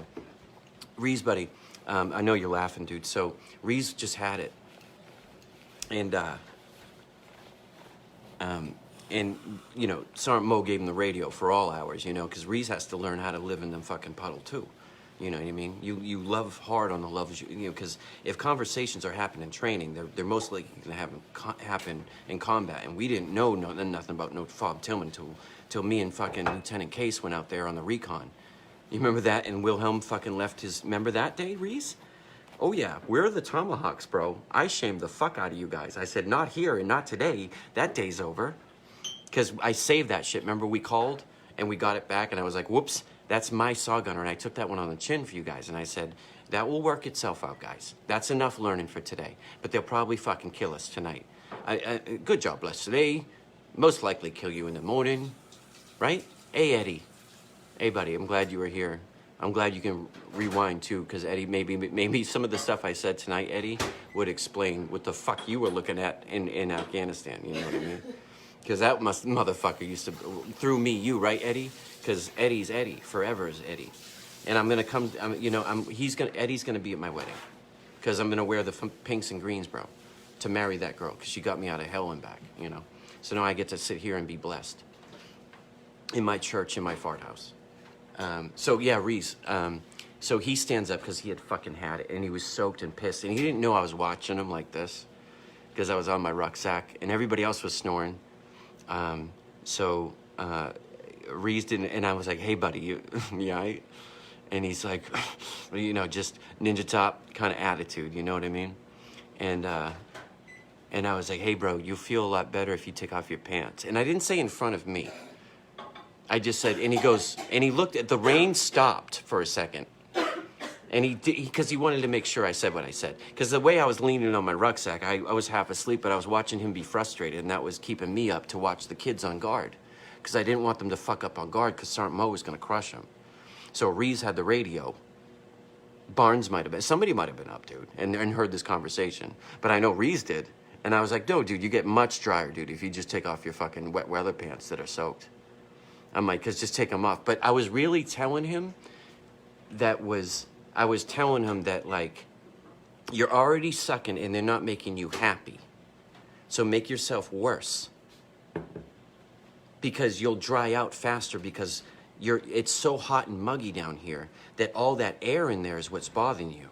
I'm soaked too, and I took my shit off, dude. You know what I mean? All I did was sit on my rucksack so I wasn't sitting in the mud. And then I propped myself on a tree.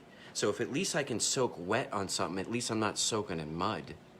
And I get my feet out of it. And I'll never sleep in the mud like that. Sometimes you have to. They taught us in basic training with shelter halves and sandbags.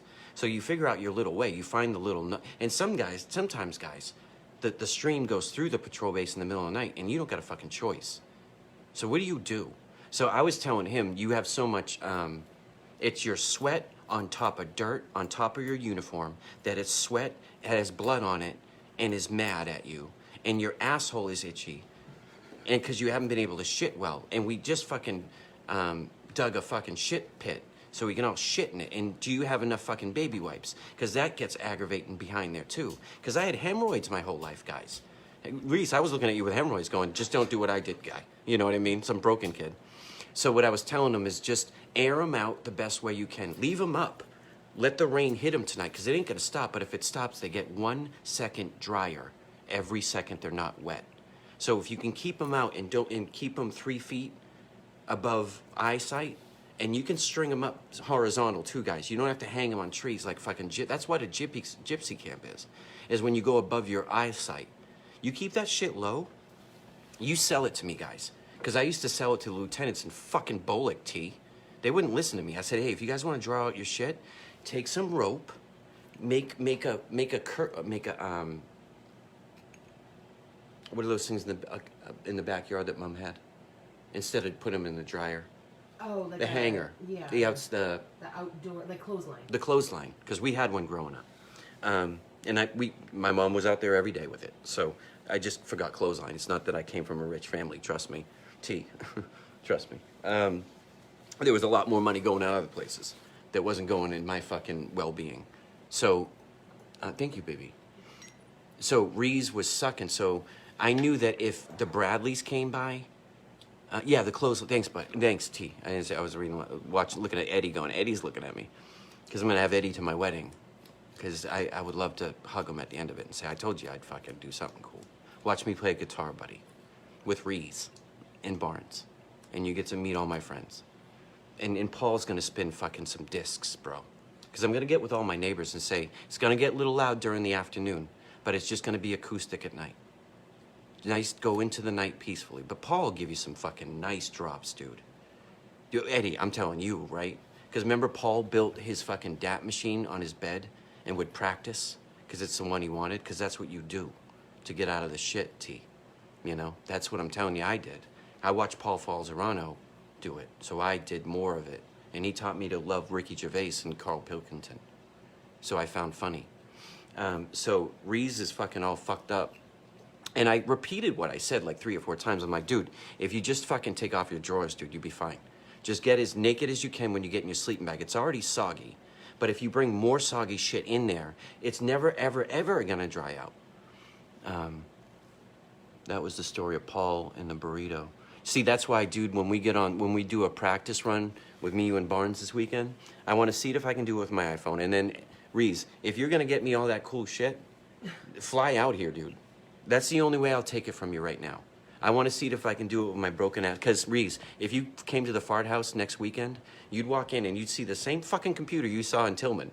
That's what's running the show right now. And there's no fucking update or graphic card that I can do. I never did it. It's just running. That's all it's doing. It's blue lighting me in the face right now. Yeah, dude. Nice. Paul can spin them, bro. I used to go to Paul's garage, dude, when he lived on Post. And I used to dance for him. I didn't give a fuck, T. Yeah, go ahead, T. You think a very established British man who's in this country dropping beats in front of him, and I'm dancing in his garage, and we're drinking the Gentleman of Jack, me and him, because we love each other. And I couldn't play guitar, T. And I told him the other week, I said, you got to get your ass up to the Fart House when you can. Because I want you to bring your shit, and I want to play with you with my guitar. I want to show you that I can feel it, Paul.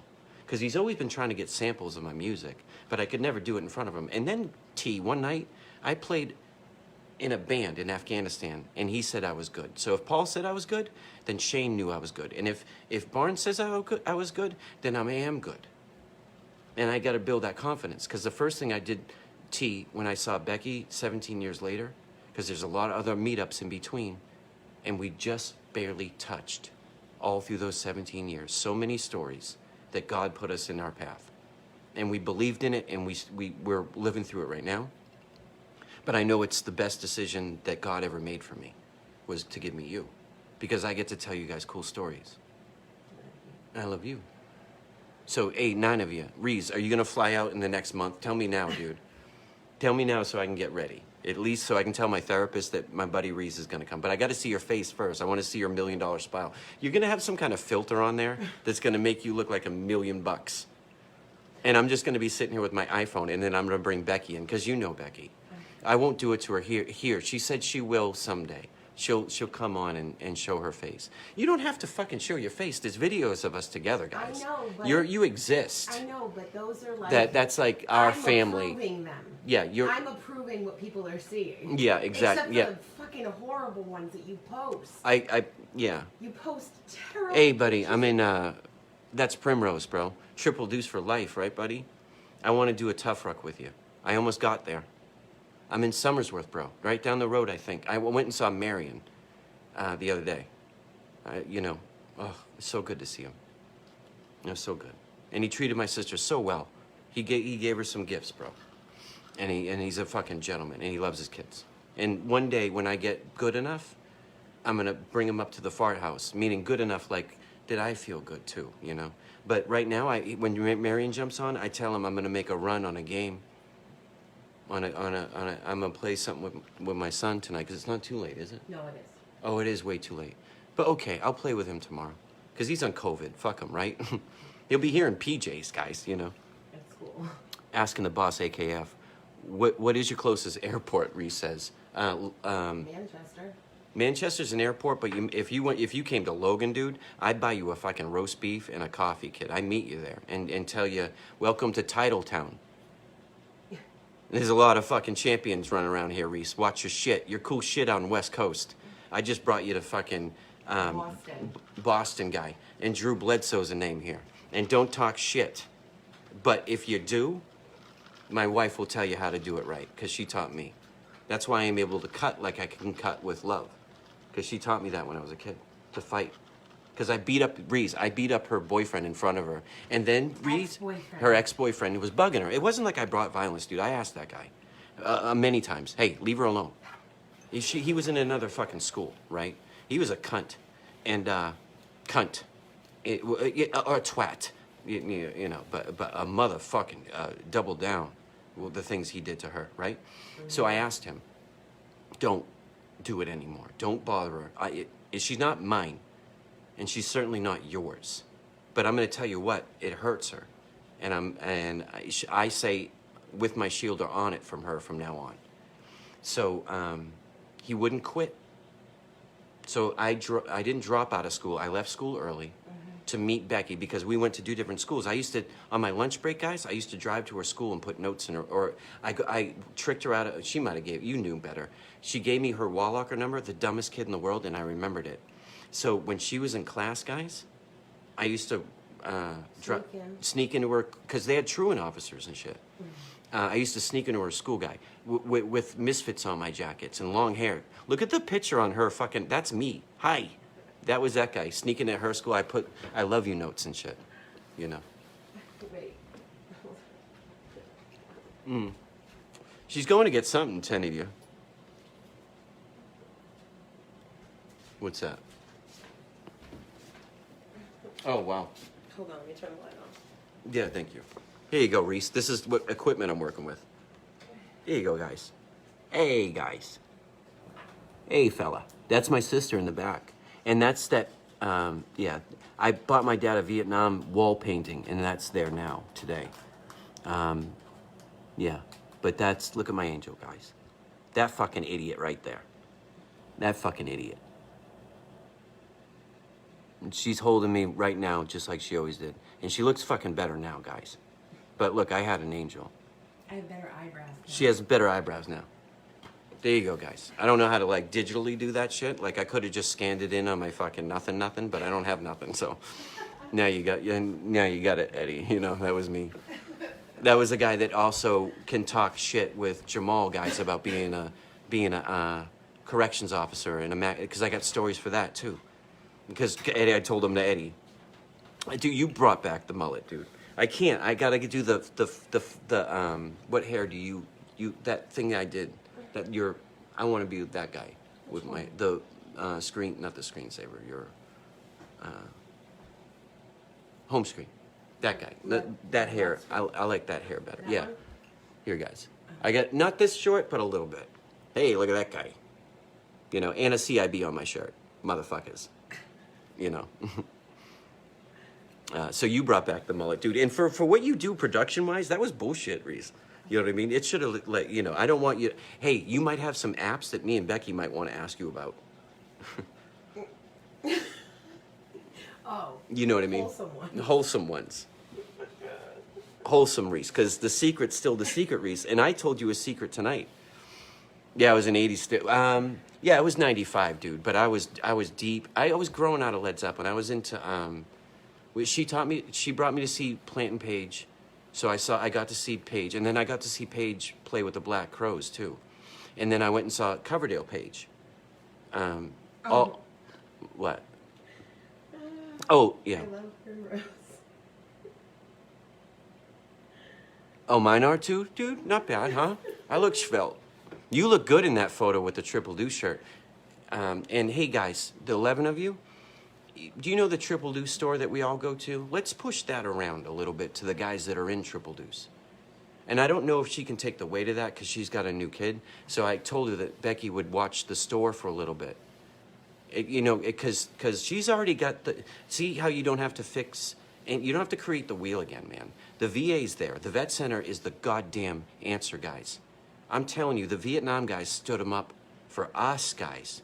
They're the vet center, guys. They can talk sexual trauma, guys. They can talk deep-rooted shit, guys. They can talk substance abuse, guys. Even if you're doing all right, Eddie, they can talk benefits. You walk in there and say, can I have just to make sure because Eddie, you were having a trouble with that. And I said VSO because every city, guys, see, there's a plan that's always been there because Lincoln started it, guys. I'm not reinventing the wheel. But I can tell you Brian Patterson, is the Peabody VSO. And either he's elected there or gets paid there. Every fucking veteran is on his watch. That's the ownership of that. You put yourself in City Hall, guys. Because right now, all those old fuckers still pay at City Hall. Hey, what the fuck now? You know what I mean? They're fucking paying my water bill, and I gotta come all the way down to City Hall to talk to you motherfuckers. You know? Because they have nobody else to talk to, guys. That's why they don't want to learn the new shit. Because they want somebody to care about them and hug them. Because they fought in WW2. And they're still good people. Just because my dad went to Vietnam and was a monster doesn't mean anybody else was. Because I met a million. In fact, I met a door gunner, and Becky almost kissed him. Because I almost kissed him. Yep. He was dude, I was in a very nice place. I'll tell you guys about, can I say that now? No. I was in a very nice place. Homeopathic. Huh? It was a homeopathic. I had a homeopathic place. And this old little guy was like, something Vietnam. Guys, in my fucking eyeballs. You, Primrose, you want to talk about fucking good-looking eyebrows? My eyebrow went like that. I'm like, what the fuck did that lovely old man say? 1967? He's coming out, and I always carry that vet center stuff, guys. And I do this, and sometimes it doesn't work, and I just let them be on their way. But I say, hey, buddy, I love you. And somebody's thinking about you. Because I gave one to the guy in the wheelchair today. Mm-hmm. And he took, oh, thank you, man. And he, maybe he's doing all right. And then I gave another one. A guy had a chin and a half, and I was like, hey, did you serve? And he said, yeah, I did. And I said, have you gone to the vet center? He said, no, not yet. And I said, are you ready? And he goes, I'm doing good. I said, well, why don't you go tell them you're doing good? And I love you. And if you never go, you met me, and God bless your service. Because maybe somebody's doing very well, and I don't need to be directing them. Maybe they just directed me to look in their eyes better, to build my team up there. But I don't know that rule yet. I'm learning every day. So we're in this very nice place. Becky looks hot, dude. I'm wearing my fucking Ranger sweater with my Triple Deuce hat, guys. And this guy said a word, Vietnam. And on the way out, I gave him a vet center bracelet. And I touched him during COVID on his shoulders. And I looked in his eyeballs. And I said, I love you. And thank you for what you did. And he goes, yeah. He goes, I got it. He's like, I'm on top of it. I got it. And that's all he said. And I said, I got it too, buddy. I said, and I got you, and thank you for everything you did for me.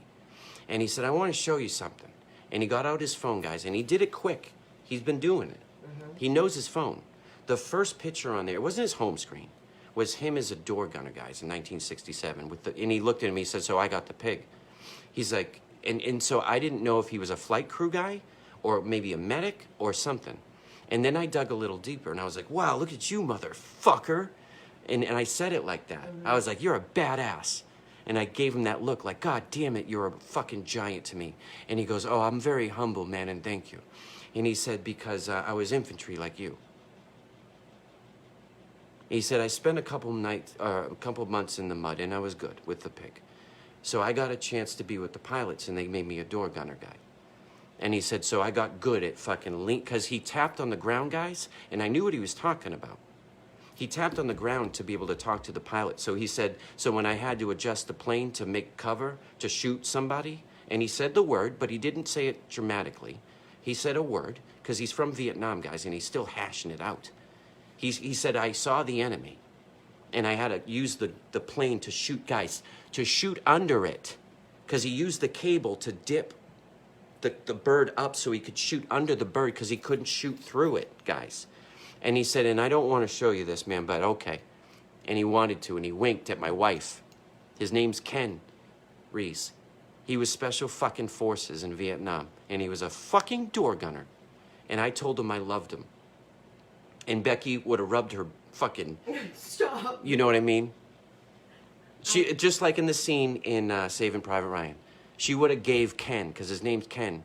And the next time I go into that store, I'm not going to look for him. I'm going to tell the person that I talk to every time I go in there, hey, when the little guy comes in and talks about Vietnam, you may not know, but you'll see him. He's got tell him that fucking I said hello. And I love him. Because that will get back to him, guys. Because he's in the vet center, guys. He's got 17 people. I talked to him. I said, so you're good? And he said, oh, I'm good.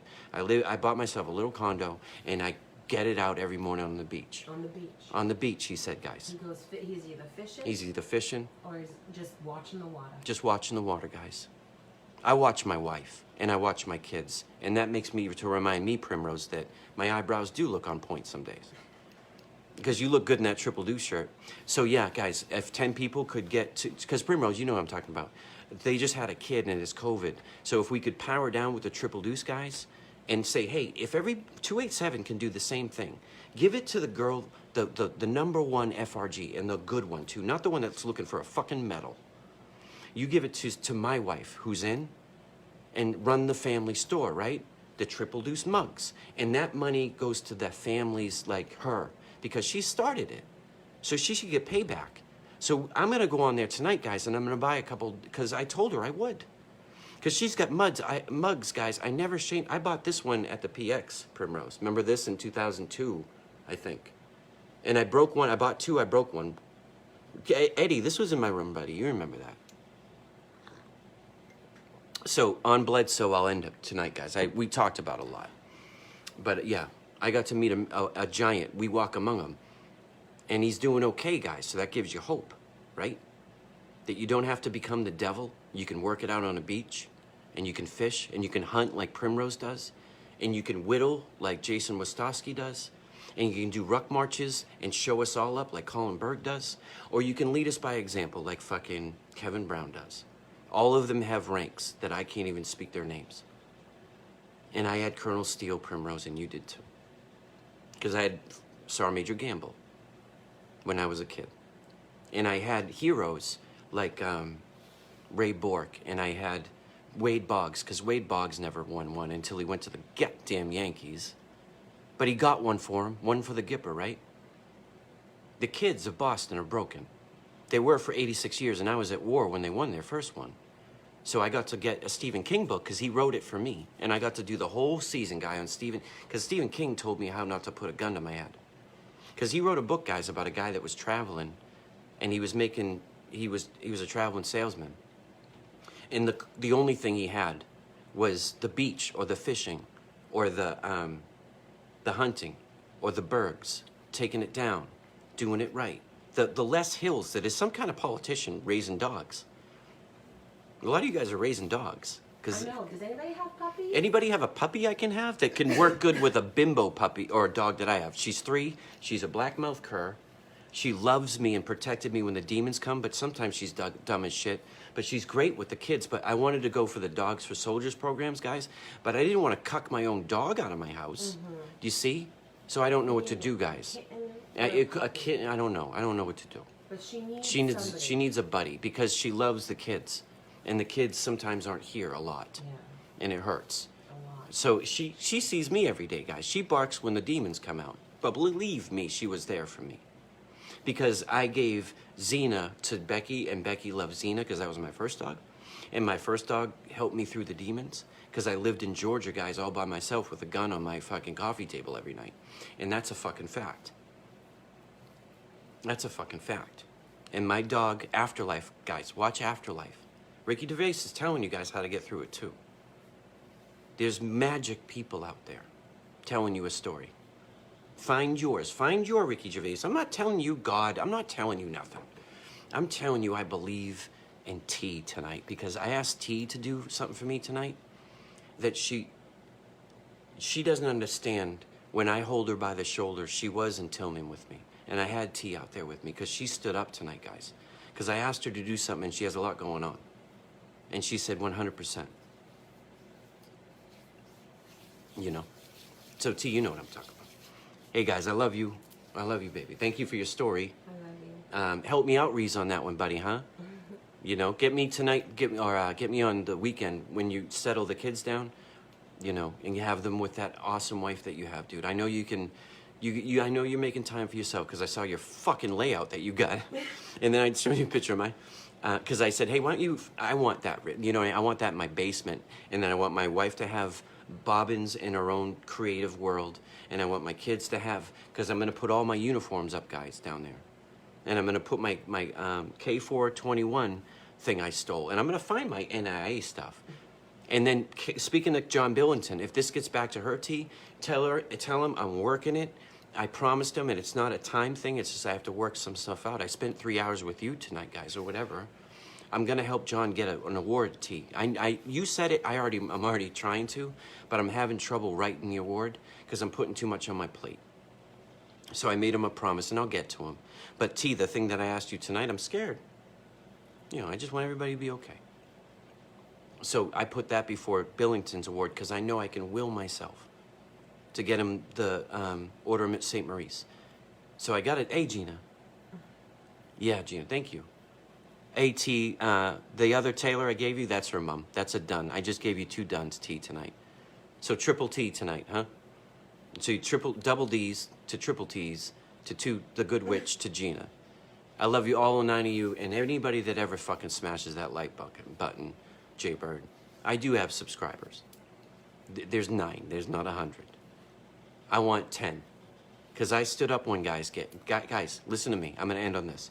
If it's 22 a day, and I took a picture within a 24-hour period, then I made it 21. Right? That makes sense, doesn't it? I ain't asking us to get to 1 because there's always going to be, guys, look in the Bible. Eye for an eye. There's a lot of murder out there, too. There's a lot of bad juju. There's a lot of bad soldiers, too. Hell, did you watch fucking Fort Hood this year, guys? Thanks, buddy. Talk to you tomorrow, too, buddy. I love you, Reese, buddy. I don't know if I should ever call you Shane. I'll call you Shane when we play, because Shane, I can't figure that fucking chord out, you know. But Reese, help me out, buddy, you know. I love you guys. Gina, I love you. I love you all, you guys. Tell Mark I said hi, Gina, and I'm working on the guitar up here. I'm gonna do him proud. I'm gonna get him up here and play one day. One day. We're working on that too. One day. Doesn't have to be soon. We'll get there. I love you, baby. Thank you for hanging out tonight. Love you guys. These not words. Bye, guys. Finish.